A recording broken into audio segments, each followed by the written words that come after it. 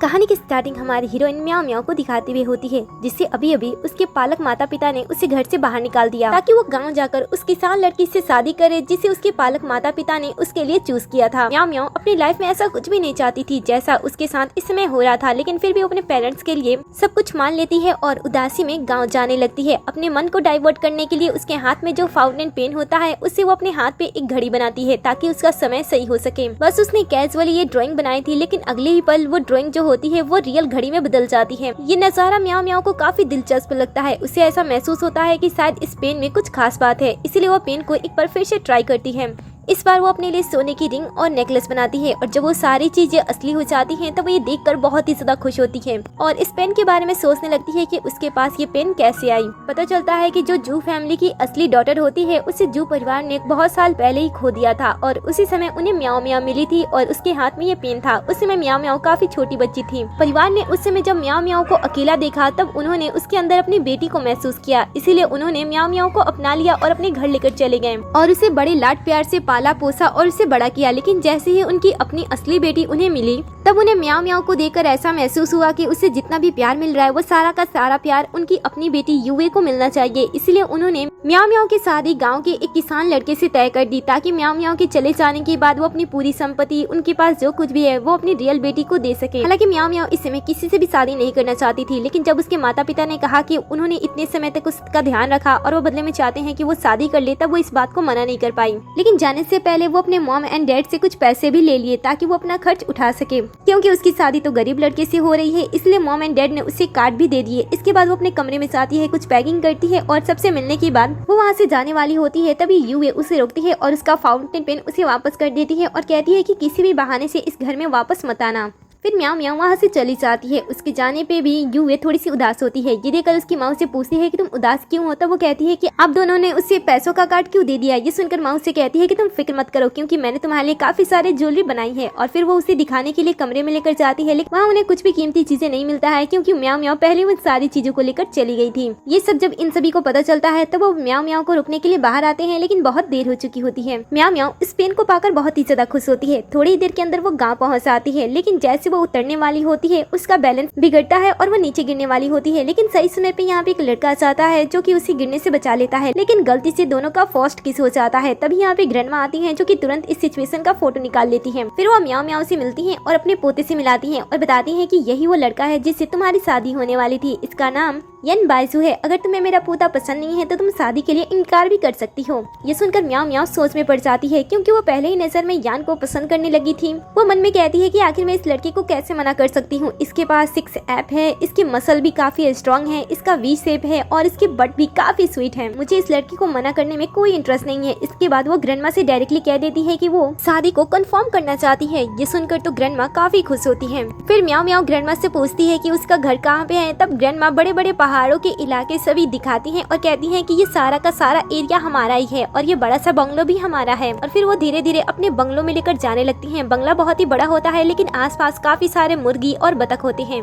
ये देखकर ग्रैंडमा म्याओ म्याओ को समझाती है कि वो गांव की है ना, तो उन्हें जानवरों को पालना अच्छा लगता है, इसलिए इतना बड़ा घर होने के बावजूद भी वो जानवरों को पाल रही हैं। ये बात सुनकर म्याओ म्याओ उनकी इंसल्ट नहीं करती है, बल्कि उन्हें सपोर्ट करते हुए कहती है कि उसे भी जानवर पसंद है। तभी घर का कुत्ता म्याओ म्याओ पे भौंकने लगता है, क्योंकि वो उसके लिए अनजान होती है और वो डर के यान के गोद में चली जाती है। यान उसे बताता है कि वो डॉग किसी को काटता नहीं है, इसलिए वो आराम से नीचे आ सकती है। लेकिन ग्रैंडमा दोनों को नजदीक लाने के लिए अपने पोते से कहती है कि ये रास्ता बहुत ही ज्यादा गंदा है जानवरों की वजह से, इसलिए तुम उसे घर के अंदर लेकर चले जाओ। म्याओ म्याओ मना करती है, लेकिन ग्रैंडमा बार बार अपने पोते को कह रही होती है, इसलिए पोता अपने ग्रैंडमा की बातें मानता है और उसे वैसे ही गोद में घर के अंदर लेकर चला जाता है। अंदर आने पे यन अपनी फैमिली का पुश्तैनी सोने का कंगन उसे पहना देता है और तभी म्याओ म्याओ की नजर टेबल पे जाती है, जहाँ पे काफी सारी कीमती चीजें रखी होती हैं, जिसमें कई सारे सोने के नेकलेस होते हैं, कीमती पत्थरों के बैंगल्स होते हैं, जमीनों के कागजात होती हैं और कई सारे एक्सपेंसिव कार की चाबी होती है। यही नहीं, उसके पास अपनी वाइफ के लिए सोने और कई सारे कीमती पत्थरों के रिंग भी होते हैं। ये सारी चीजें वो म्याओ म्याओ को शादी के गिफ्ट के तौर पे देना चाहता था, लेकिन म्याओ म्याओ जब ये सारी चीजें देखती है तब उसे पूछती है कि ये सारी चीजें तुम्हारे पास कहाँ से आई। तब म्याओ म्याओ अपनी वाइफ से कहता है कि उसने इनमें से कुछ चीजें खरीदी है और ये सारी चीजें उसके फ्रेंड ने उसे गिफ्ट की है। म्याओ म्याओ को इसके ऊपर शक होता है, इसलिए वो उसके क्लोज आती है और कहती है कि देखो, मुझे ये सारी कीमती चीजें पसंद नहीं है, अगर तुमने इसे लोन पे खरीदा है तो इसे वापस कर दो।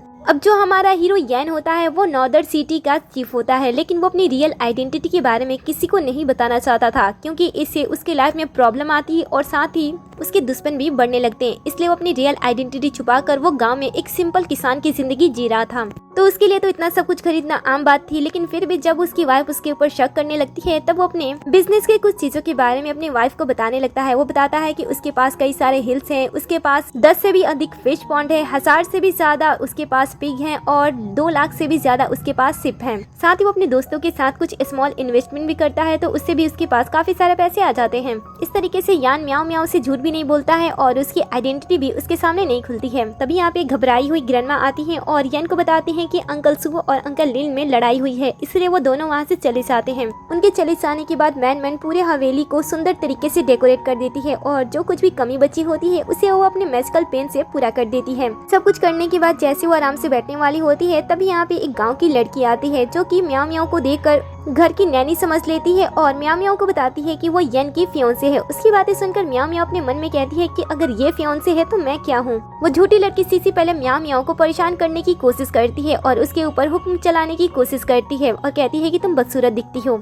ये सुनकर म्याओ म्याओ थोड़ी ही देर में अपने लुक को पूरी तरीके से चेंज कर देती है और कहती है कि अब बताओ मैं तुमसे खूबसूरत हूँ या फिर नहीं। ये बात सीसी को हर्ट कर जाती है और वो उसे मारने के लिए आगे बढ़ती है, लेकिन म्याओ म्याओ कोई कमजोर लड़की नहीं होती है, इसलिए वो सीसी को अच्छी तरीके से सबक सिखाती है और कहती है कि जाने से पहले जहाँ पे बैठी हो ना उसे अच्छी तरीके से साफ करके जाना। सीसी इससे और भी ज्यादा गुस्सा हो जाती है। वो म्याओ के चेहरे पे पानी फेंकने के लिए आगे बढ़ती है। म्याओ उसके हाथ को पकड़ लेती है, लेकिन जैसे वो सामने से येन और ग्रैंडमा को आते हुए देखती है वो इनोसेंट बन जाती है और पानी को अपने ऊपर आने देती है। तभी यहाँ पे येन आ जाता है जो कि उसे कवर करता है और इसके बाद ग्रैंडमा और येन दोनों ही सीसी को डांट लगाने लगते हैं। सीसी सभी को बताती है कि म्याओ म्याओ जैसे दिखाई दे रही है वैसे वो बिल्कुल भी नहीं है। तभी म्याओ म्याओ ग्रैंडमा को बताती है कि उसने मेरे साथ बुली की। ये सुनते ही ग्रैंडमा गुस्सा हो जाती है और झाड़ू उठाती हैं और सीसी को मार के अपने घर से बाहर निकाल देती हैं। फिर वो म्याओ म्याओ को सीसी के बारे में बताती हैं कि सीसी पास में ही रहती है। वो हमेशा से ही येन को पसंद करती थी और इसे शादी करना चाहती थी, लेकिन येन को वो पसंद नहीं थी, इसलिए मैंने इसकी शादी उससे नहीं की। बाद में ये दोनों अपने कमरे में सोने के लिए जाते हैं, जहाँ पे येन वॉशरूम में होता है और म्याओ म्याओ कमरे के बाहर उसका इंतजार कर रही होती है। वो सोच रही होती है कि आज वो येन के साथ किस तरीके से टाइम स्पेंड करेगी। फिर दरवाजा जैसे ओपन होने की आवाज आती है, म्याओ म्याओ नाटक करते हुए बेड पे जाकर तुरंत सो जाती है। दरवाजा ओपन होता है और येन शर्टलेस सोते हुए बाहर आता है। म्याओ म्याओ जब उसकी बॉडी को देखती है तो वो काफी खुश हो रही होती है कि उसे इतना ज्यादा हैंडसम लड़का मिला है। तभी वो धीरे धीरे उसकी क्लोज आने लगता है। उसके पास में ही येन का शर्ट होता है, इसलिए वो झुककर अपनी शर्ट को उठाने के लिए झुकता है, लेकिन म्याओ म्याओ को ऐसा लगता है कि शायद वो उसे किस करने वाला है, इसलिए वो भी किस करने के लिए आगे बढ़ने लगती है और अपनी आंखें खोल देती है। येन उसे देखता है और शर्माते हुए उसी के माथे पे किस करते हुए वहाँ से हट जाता है। उसे ऐसा लगता है कि शायद म्याओ म्याओ और उसके बीच में शादी बहुत जल्दी हो गई है, इसलिए शायद म्याओ म्याओ उसे पसंद नहीं करती है, इसलिए वो उसे कुछ समय देने का फैसला करता है और दूसरे कमरे में सोने का बहाना करता है। लेकिन म्याओ म्याओ तो उसे बहुत ही ज्यादा पसंद करती थी, इसलिए वो उसे कहती है कि बेड बहुत ही ज्यादा बड़ा है, इसलिए वो आके यहाँ पे सो सकता है। ये सुनकर यान भी चुपचाप वहाँ पे सो जाता है, लेकिन ये लड़का तो किसी भी लड़की से बहुत ही ज्यादा शर्मिला होता है। वो बेड के एक कोने पे सो जाता है और धीरे से ब्लैंकेट लेकर उसे ओढ़ भी लेता है और म्याओ म्याओ की तरफ देखता भी नहीं है। ये सुनकर म्याओ म्याओ के दिल में एक ख्याल आता है और वो सोचती है कि कहीं ये नामर तो नहीं है ना। अगले दिन येन अपने काम पे होता है, जहाँ पे उसका एक साथी उसके गर्दन की चोट को देखकर उससे पूछता है कि तुम ठीक तो हो ना। तभी आसपास के लोग उसे डांटते हुए कहते हैं कि तुम्हें पता नहीं है कि उसके साथ क्या हुआ है, कल उसकी वेडिंग नाइट थी ना, तो ये सब होना उसके लिए आम बात है। ये सुनकर वो भी रात के बारे में सोचने लगता है, जहाँ पे जब वो रात को आराम से सो रहा होता है तब म्याओ म्याओ नींद में उसके काफी ज्यादा क्लोज आ जाती है और गलती से उसकी गर्दन पे अपने नाखूनों से चोट भी पहुंचा देती है, जिसके बारे में याद करके वो ब्लश करने लगता है। दूसरी तरफ हम म्याओ म्याओ को देखते हैं। जब वो सोकर जगती है तब वो देखती है कि येन ने उसके लिए एक प्यारे से नोट के साथ ब्रेकफास्ट तैयार कर दिया है, लेकिन वो तो कल रात के बारे में सोच रही होती है और कहती है कि क्या मैं सुंदर नहीं हूँ जो वो मेरे पास नहीं आया। और फिर से वो उसी बात को सोचने लगती है कि क्या सच में वो कोई नामर्द तो नहीं है ना। फिर वो उसे रिझाने और उसके पास जाने की कोशिश में लग जाती है, जहाँ पे वो मैजिकल पेन का यूज करती है और अपने लिए काफी सुंदर सुंदर कई सारे कपड़े लाती है और उस जादुई पेन की मदद से येन के लिए खाना भी लाती है। फिर अच्छे से रेडी होकर वो उसे खाना देने के लिए जाने लगती है। तभी हम म्याओ म्याओ की माँ और उसकी बहन को देखते हैं, जो कि ये भी इसी गांव में आ रही थी। यूवी कहती है कि मॉम क्या हमें इस गांव में आना जरूरी था। ये सुनकर माँ उसे बताती है कि म्याओ म्याओ अपने साथ काफी सारे कीमती ज्वेलरी लेकर चली गई है, इसलिए उसे हासिल करने के लिए इस गाँव में आना तो हमारा जरूरी ही है। तभी वो लोग म्याओ म्याओ को देख लेते हैं और उसे रोकते हुए उसके पास आते हैं, लेकिन यू उसके पास पहुँचते ही गीला रोड होने की वजह से उसके पास जाकर गिर जाती है। है। ये देखकर तो म्याओ म्याओ उसका मजाक उड़ाने लगती है, जिसपे युओ को बहुत गुस्सा आता है और वो अपनी मॉम को कुछ करने के लिए कहती है। ये सुनकर म्याओ म्याओ कहती है कि तुम हमेशा ही माँ मामा कहती रहती हो, क्या तुम्हें पीने के लिए दूध चाहिए? इसकी इस बदतमीजी को देखकर उसकी मॉम भी उस पर गुस्सा करती है और कहती है कि तुम्हारे जैसे इंसान कभी भी हमारे फैमिली में पैदा नहीं हो सकती है। ये सुनकर म्याओ म्याओ कहती है कि ये तो मेरा गुड लक है कि मैं आपके जैसे परिवार में पैदा नहीं हुई। म्याओ म्याओ की बातें इन दोनों को बहुत ही ज्यादा गुस्सा दिला रही होती है और तभी युए की नजर म्याओ म्याओ के पहने हुए सोने के कंगन पे जाती है, जिसे देखकर वो ऐसा समझ लेती है कि उसने जितने भी घर से सोने की चीजें ली थी उसे बदलकर वो अपने लिए एक सोने की कंगन बना ली है। इसीलिए वो उस सोने की कंगन को उससे छीनने की कोशिश करते हैं और जैसे माँ उसे पकड़ने के लिए आगे बढ़ती है, म्याओ म्याओ मैसी करती है और उनके रास्ते में एक लकड़ी आ जाती है, जिससे वो टकराकर सीधा गोबर के ऊपर ही जा गिरती है। ऐसा होने पे म्याओ म्याओ फिर से उन दोनों का मजाक उड़ाती है, जिसपे युए गुस्सा हो जाती है और जमीन पे पड़े हुए एक पत्थर को उठाकर म्याओ के ऊपर चला देती है। म्याओ म्याओ कुछ समझ पाए उससे बचने के लिए, तभी यहाँ पे उसका हस्बैंड आ जाता है और उसे चोट लगने से उसे बचा लेता है। जब पहली बार युए म्याओ म्याओ के पति को देखती है, जो कि बहुत ही ज्यादा हैंडसम होता है, तब उसे चिढ़ मच जाती है कि आखिर उसे इतना ज्यादा हैंडसम लड़का कैसे मिल गया। तब माँ अपनी बेटी को समझाती है कि तुम उस पर ध्यान मत दो, भले ही वो हैंडसम है लेकिन उसके पास कुछ भी नहीं है। इनकी बदतमीजी सुनकर येन म्याओ म्याओ से पूछता है कि ये दोनों कौन हैं। वो बताती है कि एक उसकी बहन है और एक उसकी माँ है, जो कि दोनों के दोनों पागल हैं, इसलिए वो दोनों की बातों पे ध्यान ना दे। ये सुनकर माँ गुस्सा हो जाती है और कहती है कि तुम्हें क्या लगता है, तुमने एक हैंडसम लड़के से शादी कर ली है तो तुम्हारी पूरी लाइफ बदल गई है?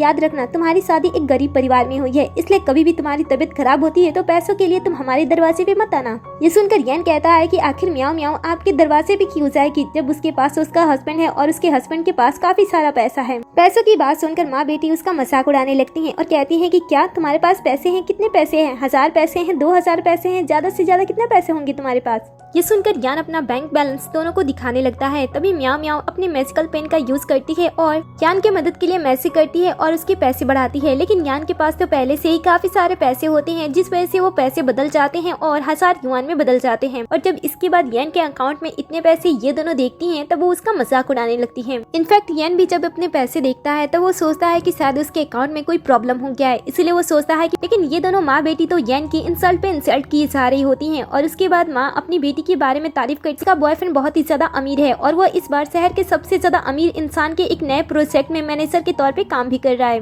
वो पूरे महीने में इतने पैसे कमाता है जितना येन अपनी पूरी जिंदगी में नहीं कमा सकता है। ये सुनकर येन कहता है कि अब हमें यहाँ से जाना चाहिए, क्योंकि मुझे अब इन जोकरों का एंटरटेनमेंट पसंद नहीं आ रहा है। ये सुनकर म्याओ म्याओ कहती है कि ठीक है। फिर दोनों यहाँ से जैसे गुजरते हैं, तभी यहाँ पे युओ का बॉयफ्रेंड टैंग आ जाता है, जो कि दोनों को रोकता है और कहता है कि किसकी हिम्मत हुई जो मेरी गर्लफ्रेंड के साथ बदतमीजी करे। फिर वो येन से कहता है कि तुम्हें मेरे सामने घुटने टेक कर माफी मांगना होगा, उसके बाद ही तुम यहाँ से जा सकते हो। ऐसे कहते हुए जैसे वो उसे अपनी तरफ मुड़ाता है और जैसे ही बॉयफ्रेंड की नजर येन के चेहरे पे जाती है, वो डर से उसके सामने घुटने टेक देता है। ये देखकर उसकी गर्लफ्रेंड पूछती है कि वो ऐसा क्यों कर रहा है। तब बॉयफ्रेंड खड़ा होकर उसे थप्पड़ मार देता है। गर्लफ्रेंड पूछती है कि तुमने ऐसा क्यों किया था। वो उसे कहता है कि तुम्हें पता है कि ये पर्सन कौन है, ये इस सिटी का सबसे ज्यादा रिच पर्सन है। फिर वो मन ही मन कहता है कि मुझे पता है कि इन्हें अपनी आइडेंटिटी के बारे में लोगों को बताना पसंद नहीं है, इसलिए वो गाँव में रहते हैं। युए टैंक से सवाल करने लगती है और कहती है कि उसके अकाउंट में सिर्फ 1000 युआन है, आखिर वो उन पैसों से इस शहर का सबसे रिच पर्सन कैसे बन सकता है। मॉम भी टैंक से कहती है कि लगता है कि उसे कोई गलत फहमी हो गई है। तभी टैंक भी अपना दिमाग लगाता है और कहता है कि हाँ, मुझसे सच में कोई गलती हो गई है, असल में ये पर्सन है, ये गांव में सबसे अच्छे काम करते हैं।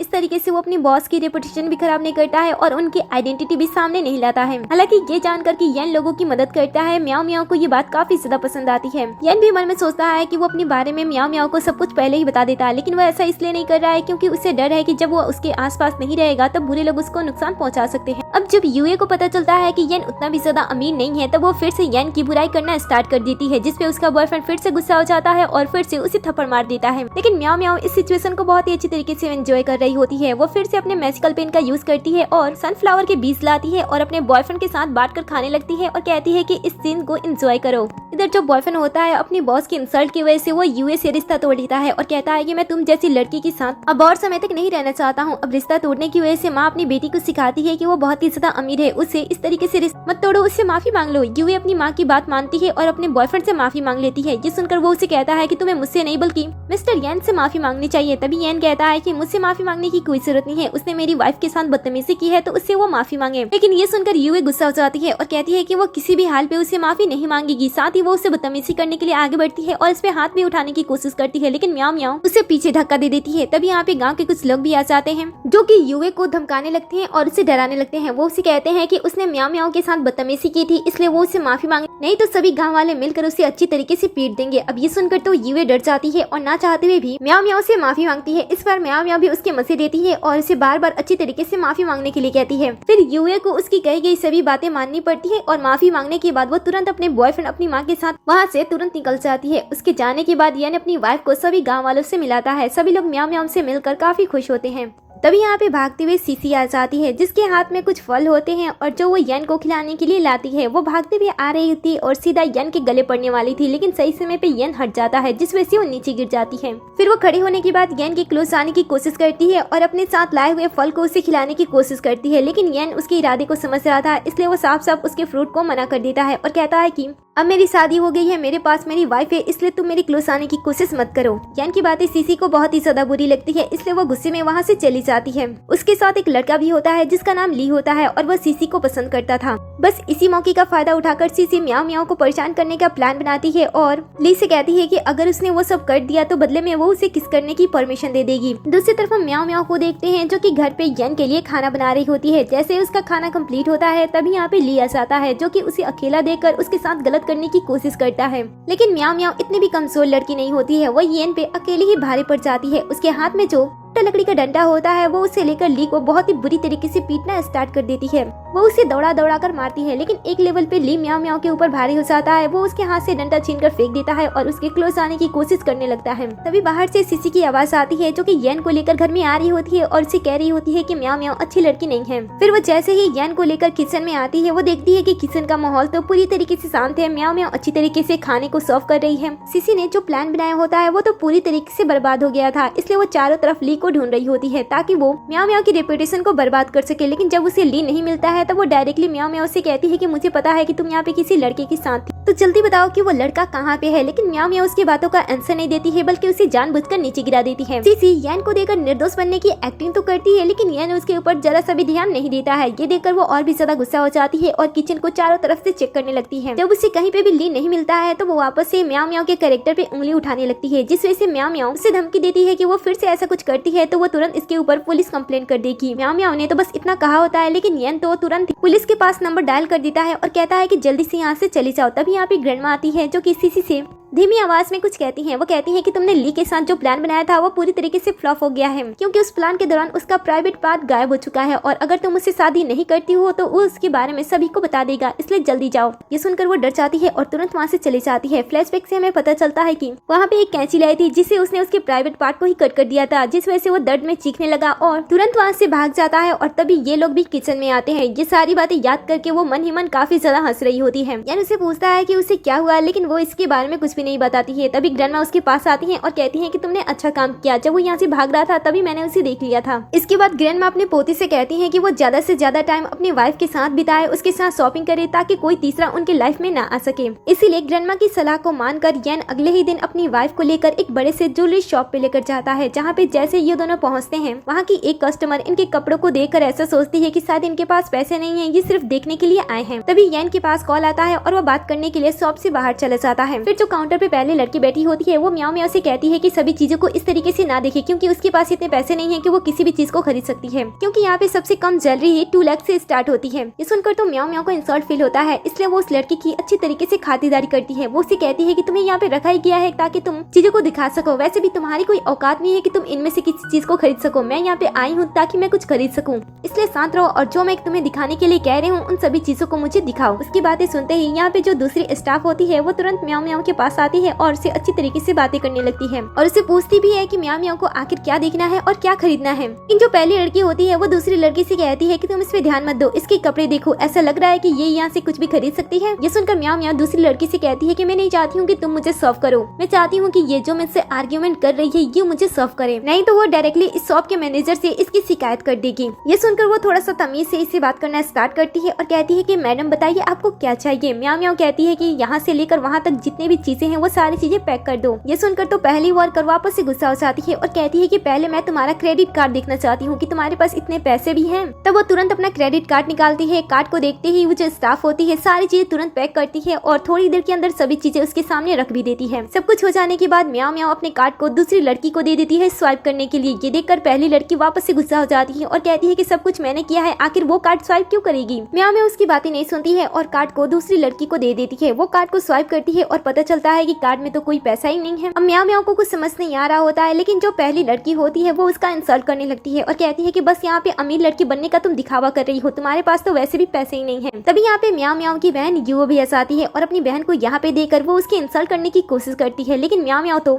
उल्टा उसे ही सबक सिखा देती है। वो उसे कहती है कि अच्छा, इस पीले पीले दांतों से तुम मेरी इंसल्ट करने की कोशिश कर रही हो। बहन को ये सुनकर बुरा लगता है, इसलिए वो म्याओ म्याओ के बारे में सभी बातें इन दोनों स्टाफ को बताने लगती है। वो बताती है कि वो उसकी फैमिली की अडॉप्ट की हुई लड़की है, लेकिन उसे कुछ समय पहले ही कुत्ते की तरह घर से बाहर निकाल दिया गया है। पहली स्टाफ ये सुनकर म्याओ म्याओ का मजाक उड़ाती है। इसके बाद बहन उससे कहती है कि अगर तुम चाहती हो कि मैं तुम्हें इस सिचुएशन से बाहर निकालूं और इन सभी चीजों को तुम्हारे लिए खरीद दूं, तो मेरे सामने झुककर मुझसे माफी मांगो। वो उसे माफी मंगवाने के लिए आगे बढ़ती है, लेकिन बीच में म्याओ म्याओ पैर लगा देती है, जिस वजह से उसकी बहन सीधा नीचे गिर जाती है। तब म्याओ म्याओ वापस से उसकी इंसल्ट करने लगती है, जिस वजह से दोनों बहनों में फिर से लड़ाई होने लगती है। इनकी आवाजें सुनकर शॉप का मैनेजर नीचे आता है और दोनों को शांत रहने के लिए कहता है। फिर वो अपने दोनों स्टाफ से कहता है कि मुझे पता चला है कि हमारे शॉप में शहर के सबसे अमीर इंसान आने वाले हैं, इसलिए इन दोनों को जल्दी से यहाँ से साइड करो ताकि वो यहाँ पे आए, तब हमारे शॉप पे उनका अच्छा इम्पैक्ट पड़े, इसीलिए इन दोनों को जल्दी से यहाँ से हटा दो। मैनेजर की बातें सुनकर युए को ऐसा लगता है कि शायद वो सिर्फ म्याओ म्याओ के बारे में ही बात कर रहे हैं, इसलिए वो कहती है कि इसे यहाँ से निकाल दो, मैं तो यहाँ पे रह ही सकती हूँ। लेकिन मैनेजर उसे भी यहाँ से जाने के लिए कहते हैं और कहते हैं कि तुम हमेशा ही हमारे शॉप से कई सारी चीजें खरीदती हो और फिर वापस लाकर उसे एक्सचेंज कर देती हो, इसीलिए तुम्हें भी यहाँ पे रहने की कोई जरूरत नहीं है, जल्दी से इस जगह को क्लियर कर दो। ये बात सुनकर म्याओ म्याओ वापस से अपनी बहन की इंसल्ट करती है और कहती है कि अगर मैं तुम्हारी जगह पे होती और ये सारी बातें सुनती तो मैं मर जाती। ये कहती है कि अच्छा ऐसी बात है, अब मैं ये देखूंगी तुमने इतनी जो चीजें खरीदी है उसे तुम घर कैसे लेकर जाती हो, तुम्हारे पास तो पैसे नहीं है ना। म्याओ म्याओ कहती है कि मेरे पास पैसे नहीं है तो क्या हुआ, मेरे पास सोना तो है। ऐसे कहते हुए वो मैसी करती है और पहले के बाद दूसरे सोने का टुकड़ा, फिर तीसरा, ऐसे करते हुए वो यहाँ पे 3 सोने के टुकड़े रख देती है। बहन को ये देखकर उसके ऊपर विश्वास नहीं होता है कि उसके पास ये सारी चीजें कैसे आ सकती हैं। लगता है कि वो कहीं से इसे चुरा कर लेकर आई है। सोने का एक बड़ा सा बिस्किट लाती है और इसे सबके सामने रख देती है, लेकिन सोने के ईंट को देखकर मैनेजर तुरंत बदल जाता है और म्याओ म्याओ को अच्छी तरीके से सर्व करने लगता है और ये भी कह देता है कि आप शहर के सबसे अमीर इंसान की वाइफ तो नहीं है ना। ये सुनकर युवा मैनेजर को टोकती है और कहती है कि उनसे गलतफहमी हो रही है, क्योंकि उसकी बहन की शादी एक गाँव के लड़के से हुई है। साथ ही वो ये भी दावा करने लगती है कि म्याओ म्याओ के पास से जो भी सोने की ईंट निकली है वो उसकी फैमिली की प्रॉपर्टी है, जिसे उसने चुराया है। लेकिन मैनेजर उसकी बातों पे भरोसा नहीं करता है और तभी यहाँ पे येन आ जाता है। मैनेजर जैसे येन को देखता है वो पहचान लेता है कि ये तो शहर के सबसे ज्यादा अमीर इंसान है, इसीलिए वो येन की आइडेंटिटी को बिना सभी के सामने लाए उसके साथ बहुत ही तमीज से पेश आता है, जो की युए को बिल्कुल भी पसंद नहीं आता है और वो इसकी इंसल्ट करने के लिए आगे बढ़ती है, जिसपे मैनेजर उसे थप्पड़ मारता है। बाद में येन भी उसे काफी सारी बातें सुनाता है और उसे वर्कर से कह के उससे बाहर भी निकालने के लिए कह देता है। जब वर्कर अपना काम कर रही होती हैं, तब म्याओ म्याओ आगे बढ़ती है और अपनी बहन को जोरदार तमाचा मारती है, जिस पे युए गुस्सा करती है। तब वो उसे कहती है कि मैं तुम्हारी बड़ी बहन हूँ, बड़ी बहन एक माँ के समान होती है, इसीलिए मैं तो तुम्हें बस थप्पड़ मार के ये सिखा रही हूँ कि हर जगह अपनी उंगली नहीं करनी चाहिए ना। इस तरीके से वो उसकी एक बार फिर से इंसल्ट कर देती है। अब उसके चले जाने के बाद येन जो होता है वो मैनेजर से कहता है कि उसकी वाइफ को जो कुछ भी चाहिए वो उसे दे दे। इधर युए जब घर पे पहुँचती है तब अपनी माँ को वो सारी बातें बता देती है जो कुछ भी उस शॉप में हुआ था। सब कुछ जानकर माँ बहुत ही ज्यादा गुस्सा होती है, लेकिन पिता बड़े ही शांत रहते हैं, इसलिए माँ उनसे पूछती है कि आखिर वो क्या सोच रहे हैं। पिता कहते हैं कि तुम औरतें हमेशा ऐसी बातों में घिरी रहती हो, तुम्हें पता है कि इस शहर में एक बहुत ही अमीर इंसान आया हुआ है और वो एक फाउंटेन पेन ढूंढ रहा है। ये सुनकर युए कहती है कि इसमें कौन सी बड़ी बात है, जब वो इतना ज्यादा अमीर है तो क्या वो एक फाउंटेन पेन भी नहीं खरीद सकता है। ये सुनकर पिता कहते हैं कि नहीं, ऐसी कोई बात नहीं है, वो जो फाउंटेन पेन है वो बहुत ही ज्यादा खास है। और फिर वो उस पेन के बारे में बताने लगते हैं। पेन के बारे में जानते वक्त अचानक से युए के दिमाग में उसी फाउंटेन पेन का ख्याल आता है, जिसे उसने बड़े ही लापरवाही से म्याओ म्याओ को दे दिया था। और फिर वो शॉप के बारे में सोच रही थी कि वहाँ पे उसके पास अचानक से सोने की ईंट कैसे आ गई। सभी चीजें सोचने समझने के बाद फाइनली वो समझ आती है कि वो जादुई पेन म्याओ म्याओ के पास ही है और वो इसके बारे में अपने पेरेंट्स को भी बता देती है। दूसरी तरफ हम म्याओ म्याओ को देखते हैं जो कि अपने हस्बैंड के क्लोज आने के लिए तरकीबें लगा रही होती है। उसने वॉशरूम के दरवाजे पे छोटी छोटी कांच की गोली रख दी होती है ताकि उस पे उसके हस्बैंड का पैर फिसले और वो उसके क्लोज चले जाए। वो सब कुछ बहुत ही अच्छी तरीके से इमेजिन कर रही होती है और तभी अचानक से वॉशरूम का दरवाजा खुलता है। ये देखकर वो घबराती है और उसका पैर उसी कांच के गोली पे जाता है और वो फिसलकर बेड पे गिर जाती है, जिस वजह से उसके पैर में मोच भी आ जाती है। जैसे ही येन को इसके बारे में पता चलता है वो तुरंत उसके पास जाता है और उसके मोच को ठीक करने की कोशिश करता है। वो उसके पैरों पे मरहम लगाता है। म्याओ म्याओ सोचती है कि ये कितना ज्यादा अच्छा है, हमेशा ही बहुत ही अच्छा काम करता है, लेकिन ये बहुत ही ज्यादा अनरोमांटिक है। इसलिए वो खुद ही पहल करती है और उसके क्लोज आने लगती है, लेकिन येन घबराने लगता है और इसे दूर हो जाता है। ये देखकर वो उसे डायरेक्टली अनरोमांटिक कह देती है। अब इसके बाद जब येन अपनी ग्रैंडमा से मिलता है तब वो इसके बारे में बताता है कि उसकी वाइफ उसे अनरोमांटिक कहती है, आखिर वो इस चीज को कैसे फिक्स कर सकता है। ये सुनकर ग्रैंडमा कहती है कि अब तो वो बूढ़ी हो गई हैं, उन्हें नहीं पता है कि रोमांटिक किसे कहा जाता है, इसलिए वो खुद से ही अपना काम करें और जल्द से जल्द उन्हें एक परपोता खेलने के लिए दे दे ताकि वो उसके साथ अपना समय बिता सके। येन कहता है कि ग्रैंडमा वो भी बहुत ही जल्द हो जाएगा, लेकिन उससे पहले आप मुझे ये बताओ अपनी वाइफ के साथ सभी चीजें ठीक कैसे करूँ। ये सुनकर ग्रैंडमा उसे 2-3 आइडिया बता ही देती है। दूसरी तरफ म्याओ म्याओ काफी ज्यादा फ्रस्ट्रेट हो चुकी होती है। वो कहती है कि मेरा हस्बैंड बहुत ही ज्यादा हैंडसम है, बहुत ही ज्यादा गुड लुकिंग है और बहुत ही ज्यादा अच्छा है, लेकिन वो अनरोमांटिक है। तभी यहाँ पे येन ऐसा आता है और बहुत ही रोमांटिक अंदाज में उसे छाते के अंदर लेता है। ये देखकर वो उसे कहती है कि अभी तो धूप भी नहीं है और ना ही बारिश हो रही है, तो तुम इस छाते को लेकर यहाँ पे किस लिए आए हो। उसे समझ नहीं आ रहा होता है कि वो क्या कहे। तभी उसे ग्रैंडमा की बातें याद आती हैं। वो उसे कहता है कि मैंने देखा कि तुम्हारे शूज की लेस खुल गई है, इसलिए मैं उसे बांधना चाहता हूँ, नहीं तो अगर तुम्हें चोट लग जाएगी और तुम नीचे गिर जाओगी। तो ऐसा कहते हुए वो नीचे बैठता है, लेकिन वो नोटिस करता है कि उसकी वाइफ ने तो कोई शूज नहीं पहना होता है, उसने तो एक सैंडल पहनी होती है, जिस वजह से इसका ये प्लान भी फ्लॉप हो जाता है। लेकिन म्याओ म्याओ इसके इरादे को समझ रही होती है। वो कहती है कि ये कितना अनरोमांटिक है, लेकिन फिर भी मेरे लिए रोमांटिक बनने की कोशिश कर रहा है, इसलिए मुझे खुद से ही पहल करनी होगी। ऐसा सोचते हुए वो अपने हस्बैंड से डायरेक्टली कह देती है कि वो उसे किस करना चाहती है। ये सुनकर तो वो शॉक्ड हो जाता है, लेकिन म्याओ म्याओ उसे तुरंत वहीं पे किस कर देती है। किस करने के बाद वो अपने हस्बैंड को कहती है कि अगली बार जब भी मैं तुमसे गुस्सा हो जाऊँ तो मुझे मनाने के लिए ज्यादा कुछ मत करना, बस मुझे किस कर लेना। ये सुनकर वो उसे अपनी तरफ खींचता है और इससे किस करने लगता है। बीच रास्ते पे दोनों एक दूसरे को किस कर रहे होते हैं। तभी एक गाँव का लड़का भागते हुए आता है और दोनों को बड़ी मुश्किल से एक दूसरे से दूर करता है और बताता है कि ग्रैंडमा बेहोश हो चुकी हैं। ये सुनकर तीनों भागते हैं घर की तरफ। दूसरी तरफ हम सुहो को देखते हैं, जो कि उस जादुई पेन को लेने के लिए वापस से गांव में आती है। उसे म्याओ म्याओ के घर का पता नहीं पता होता है, इसलिए वो रास्ते पे खड़ी एक लड़की से उसके घर का पता पूछती है, जो कि सिसी होती है। सिसी को जैसे ही पता चलता है कि ये लड़की उसकी दुश्मन की बहन है, वो गुस्से से उसे धक्का दे देती है। यूए सोचती है कि इस गाँव में सभी के सभी पागल है। वो कहती है कि एक बार उस जादुई कलम उसे मिल जाएगा तब वो सबको सबक सिखाएगी। ये सुनकर सिसी कहती है कि ये लड़की तो सच में पागल है और फिर से वो उसे धक्का देती है और वहाँ से चली जाती है। दूसरी तरफ हम ग्रैंडमा को देखते हैं। जब डॉक्टर उनकी जांच करते हैं तब उन्हें पता चलता है कि किसी ने उन्हें चुपके से जहर दे दिया है। जहर की बातें सुनकर दोनों काफी ज्यादा हैरान होते हैं। डॉक्टर ये भी बताते हैं कि उनकी कंडीशन बहुत ही ज्यादा नाजुक है, इसीलिए उन्हें बचाने के लिए कुछ दुर्लभ जड़ी बूटियों की जरूरत है, जो कि आसानी से नहीं मिलती है। येन डॉक्टर से कहता है कि उन्हें फिक्र करने की कोई जरूरत नहीं है, वो कुछ भी करेगा और उन जड़ी बूटियों को हासिल करके रहेगा। इनकी सारी बातें सीधी छुपकर सुन रही होती है और थोड़ी देर के अंदर वो दवा लेकर यहाँ पे पहुँच भी जाती है। उसके हाथ में दवा देकर म्याओ म्याओ को उसके ऊपर शक होता है। वो उसे कहती है कि कहीं तुमने ही ग्रैंडमा को जहर तो नहीं दिया था ना। ये सुनकर वो उसे कहती है कि उसके पास इतना टाइम नहीं है। इसके बाद वो येन से कहती है कि अगर तुम चाहते हो अपनी ग्रैंडमा को बचाने के लिए तो इस दवा का यूज कर सकते हो, लेकिन उससे पहले तुम्हें मुझसे शादी करनी होगी और अपनी वाइफ को डाइवोर्स देना होगा। लेकिन येन इस बात के सख्त खिलाफ होता है। वो कहता है कि मुझे ये दवा नहीं चाहिए, मैं अपने बलबूते पे ग्रैंडमा को बचा कर दिखाऊंगा। म्याओ म्याओ नोटिस कर रही होती है कि येन के पास अब कोई भी रास्ता नहीं बचा है, इसलिए वो सिसी से कहती है कि येन को उससे शादी करने की कोई जरूरत नहीं है, क्योंकि वो आसानी से सभी जड़ी बूटियों को कुछ ही देर के अंदर यहाँ पे ला सकती है। सिसी कहती है कि अच्छा इतनी आसानी से, वो भी कैसे। वो कहती है कि अभी देखो। इसके बाद म्याओ म्याओ सबके सामने अपने मैजिकल पेन का यूज करती है और पहली जड़ी बूटी सबके सामने ला देती है, जो कि ये नजारा देखकर सभी काफी ज्यादा हैरान होते हैं। फिर म्याओ म्याओ डॉक्टर से पूछती है कि बताइए आपको और भी कौन सी जड़ी बूटी चाहिए। डॉक्टर बाकी जड़ी बूटियां भी बता देती हैं और म्याओ म्याओ थोड़ी देर के अंदर जादुई पेन का वापस से यूज करके सभी जड़ी बूटी उसके सामने ला देती है। फिर डॉक्टर सभी जड़ी बूटियों को और उस सांप को लेकर दवा बनाने के लिए चले जाते हैं। लेकिन सिसी येन से कहती है कि ये लड़की चुड़ैल है, तुम इस लड़की को छोड़ दो, इसे यहाँ से बाहर निकाल दो। येन कहता है कि उसकी जरूरत नहीं है, क्योंकि यहाँ से किसी को अगर जाना है तो वो तुम हो, क्योंकि मैंने पहले ही सीसीटीवी कैमरा के फुटेज देख ली है। मुझे पता चल वो तुम ही हो जिसने ग्रैंडमा के खाने में जहर मिलाया था, इसलिए अब तुम्हें पुलिस स्टेशन जाना होगा। ये सुनकर वो घबराने लगती है और सोचती है कि वो अपने आप को किस तरीके से बचाए। तभी उसे उस जादुई पेन का ख्याल आता है और वो तुरंत आगे बढ़ के म्याओ म्याओ के हाथ से कलम को छीन लेती है और मैजिक करने की कोशिश करती है। लेकिन बार बार ट्राई करने के बाद भी वो कोई भी मैजिक नहीं कर पाती है। ये देखकर म्याओ म्याओ सोचती है कि कहीं वही एकलौती ऐसी पर्सन तो नहीं है जो कि उस जादुई पेन का यूज कर सके।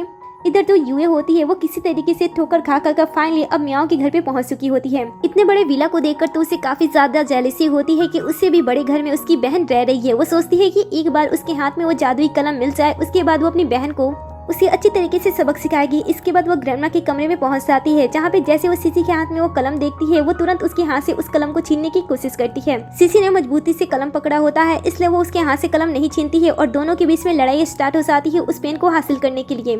ये देखकर म्याओ म्याओ उस कलम को हासिल करने के लिए आगे नहीं बढ़ती है, बल्कि अपने हस्बैंड के साथ इस सीन को एंजॉय करती है और वो उन दोनों को प्रोत्साहित करने लगती है कि वो दोनों एक दूसरे के साथ और भी लड़ाई करें। थोड़ी देर लड़ाई करने के बाद लड़ाई की वजह से वो पेन 2 टुकड़ों में टूट जाता है, जिसके एक टुकड़े को यूए तुरंत लेकर वहाँ से भाग जाती है। और तभी यहाँ पे 2 ऑफिसर आते हैं जो कि सीसी को पकड़ लेते हैं और अपने साथ लेकर चले जाते हैं। तब तक डॉक्टर भी उस सारी चीजों से दवा बना लेता है और उसे लेकर वापस आता है और तुरंत उसे बूढ़ी औरत को पिला देता है। थोड़ी देर के अंदर बूढ़ी को भी होश आ जाता है। होश आने पे येन अपनी ग्रैंडमा को बताता है कि वो म्याओ म्याओ की से ही ठीक हुई हैं। ग्रैंडमा म्याओ म्याओ से काफी खुश होती है। तभी बाहर से किसी की आवाज आती है और म्याओ म्याओ येन दोनों ही घर से बाहर आते हैं, जहाँ पे यूए एक बूढ़े इंसान और एक लड़के के साथ खड़ी होती है। वो सभी को देखकर पूछती है कि वो लोग यहाँ पे क्या कर रहे हैं। जैसे वो बूढ़ा इंसान म्याओ म्याओ को देखता है, वो सोचता है कि ये लड़की तो हूबहू उसके जैसे ही दिख रही है। पास में जो लड़का होता है वो उसे मिलने के लिए अपना हाथ आगे बढ़ाता है, लेकिन येन उसे हाथ मिलाता है और कहता है कि ये मेरी वाइफ है, आप लोगों को क्या काम है। तभी बूढ़ा इंसान अपने बारे में बताने लगता है। वो बताता है कि वो सू फैमिली का हेड है। उसके परिवार में एक विरासत पेन है जिसे जादुई पेन कहा जाता है। कुछ साल पहले उसके परिवार के कुछ नौकरों ने उस जादुई पेन और उसकी बेटी को चुरा लिया था। तब से ही मैं अपनी बेटी और उस जादुई पेन को काफी समय से ढूंढ रहा हूँ। हाल फिलहाल में मुझे पता चला था कि ये पेन यहाँ पे है, इसलिए मैं यहाँ पे आ गया। ये सुनकर म्याओ म्याओ कहती है कि मुझे माफ कर दीजिए, क्योंकि कुछ समय पहले ही 2 लड़कियों की लड़ाई में वो पेन टूट गया। अब यूए जो होती है वो काफी ज्यादा समझदार होती है। वो म्याओ म्याओ को पता लगने से पहले ही ये समझ जाती है कि मिस्टर सू और म्याओ म्याओ के बीच में कोई रिलेशन है, इसलिए वो उसकी जगह लेने की कोशिश करती है और तुरंत ही मिस्टर सू के कदमों में चली जाती है और उन्हें अपनी डैड कह के बुलाने लगती है और कहती है कि मैं आपसे गुम हो गई थी।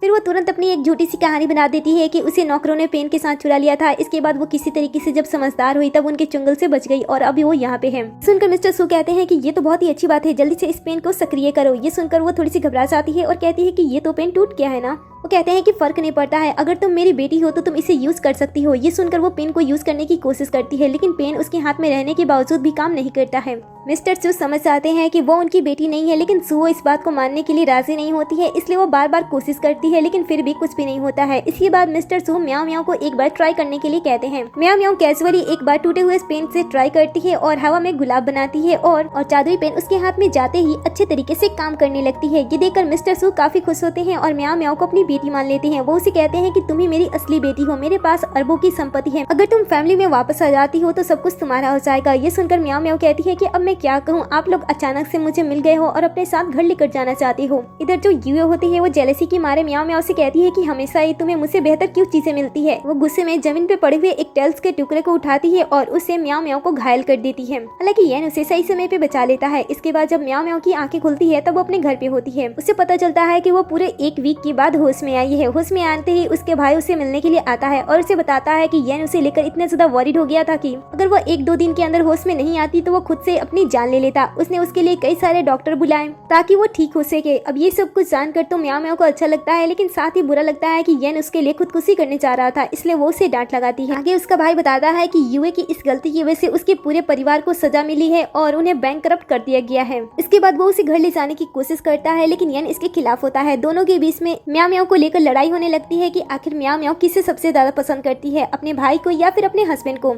ये सब देखकर वो दोनों को डाइवर्ट करने की कोशिश करती है और कहती है कि मुझे प्यास लगा है। दोनों ही पानी लेने के लिए आगे बढ़ते हैं। ये देखकर वो खुद से ही पानी का बोतल लेती है और उसे पीने लगती है, लेकिन उसे बोतल का कैप ही ओपन नहीं होता है और गलती से उसे चोट भी लग जाती है। ये देखकर उसका हस्बैंड तुरंत हॉस्पिटल कॉल करने की कोशिश करता है। म्याओ म्याओ उसे रोकती है और कहती है कि बस इतनी बात के लिए मुझे हॉस्पिटल जाना पड़ेगा। भाई कहता है कि मैंने बताया था ना तुम्हारा हस्बैंड पागल हो गया है, इसलिए तुम मेरे साथ चलो। अब बाद में ये तीनों साथ में बैठ के खाना खा रहे होते हैं, जहाँ पे भाई अपनी बहन के लिए कुछ चीजें देता है खाने के लिए, लेकिन हस्बैंड उसे लेकर डस्टबिन में फेंक देता है और उसे अपने हाथों से सर्व करने लगता है। साथ ही वो फाइनली अपनी रियल आइडेंटिटी के बारे में उसे बता देता है कि वो एक्चुअली में क्या है और अपनी पूरी प्रॉपर्टी भी उसके नाम कर देता है और कहता है कि क्या तुम मुझसे नाराज हो। ये सुनकर वो उसे कहती है कि आखिर मैं तुमसे नाराज क्यों रहूंगी। इसके बाद वो उसे किस करती है और वो बताती है कि वो उसे बहुत ही ज्यादा प्यार करती है। ये सुनकर उसका हस्बैंड भी वापस से उसे किस करता है। ये सब देखकर भाई को अजीब लगता है। वो इन दोनों को रोकने की कोशिश करता है और कहता है कि ये सब जाकर अपने कमरे में करो, लेकिन जब वो देखता है कि ये दोनों इसकी बातें नहीं सुन रहे हैं तब वो कहता है कि मुझे यहाँ से निकल जाना चाहिए और इसी सीन पे इस ड्रामे का दी एंड हो जाता है। वेल, आपको ये ड्रामा कैसा लगा मुझे कमेंट में जरूर बताना। अगर आपके पास भी ऐसी जादुई कलम होती तो आप उसे कैसी कैसी चीजें बनाते ये भी मुझे कमेंट में जरूर बताना। जाने से पहले वीडियो को लाइक कर दे, साथ ही चैनल को भी सब्सक्राइब कर दे, नोटिफिकेशन बेल को भी ऑन कर ले ताकि आप हमारे हर एक वीडियो से अपडेट रहे। वीडियो को शेयर करें और वीडियो पे हाइप करना ना भूलें।